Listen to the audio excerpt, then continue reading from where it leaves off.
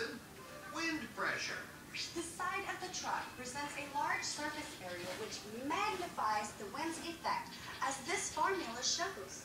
Moreover, the wind's pressure is proportionate to the square of its speed, so that even a small increase in wind speed will have a profound effect in terms of increased pressures.